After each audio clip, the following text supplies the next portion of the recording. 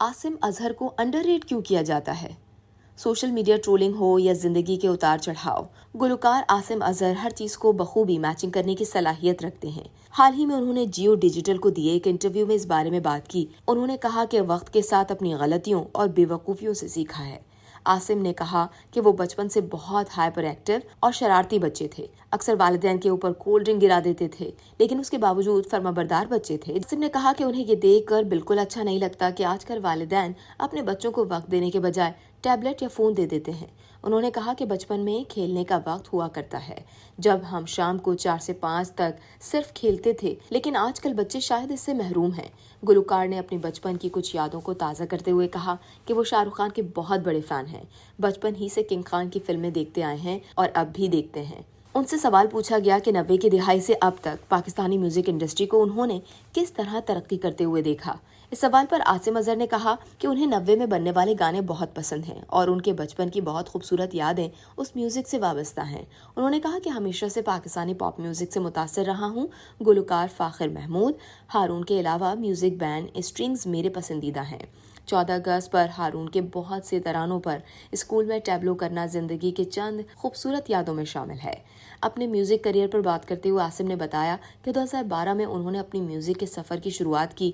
ये वो दौर था जब वो कवर्स गाया करते थे। उस दौर में पुराने गानों को नए अंदाज में गाना बड़ा मकबूल हुआ करता था, लेकिन साल 2012 के आखिर में उन्होंने फैसला किया कि अगर उन्हें म्यूजिक में करियर बनाना है तो उन्हें अपनी कोई चीज तख्लीक करना पड़ेगी। इसी तरह उन्होंने ओरिजिनल गाने लिखना शुरू किए और 2013 में पहला गाना रिलीज कर दिया। आसिम ने कहा कि 90 की दिहाई पाकिस्तानी म्यूजिक का सुनहरा दौर था। उस वक्त हमारा पॉप म्यूजिक उरूज पर था, जबकि 2010 में इंडस्ट्री मुश्किल दौर से गुजर रही थी और ऐन उसी वक्त मैंने इब्तिदा की।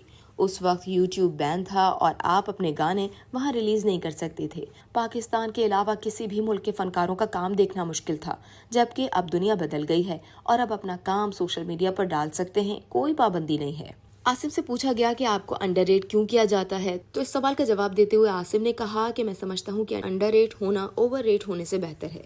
जिंदगी के अब जिस हिस्से में मैं हूं, कोई कुछ भी कहता है, फर्क नहीं पड़ता। गुलकार आसिम अजहर ने अपने नए रिलीज होने वाले गाने चंद माहिया पर गुफ्तगू करते हुए कहा कि वो जब अपने कराची वाले घर में शिफ्ट हुए तो इस गाने को लिखा था। आसिम से ये भी पूछा गया कि क्या ये गाना आपकी जिंदगी की कहानी है, जिसका जवाब देते हुए उन्होंने कहा कि नहीं, ऐसा नहीं है, बल्कि ये एक ऐसे लड़के की कहानी है जो अपनी जिंदगी अपने मुताबिक जी रहा है और फिर अचानक मोहब्बत में मुब्तला हो जाता है।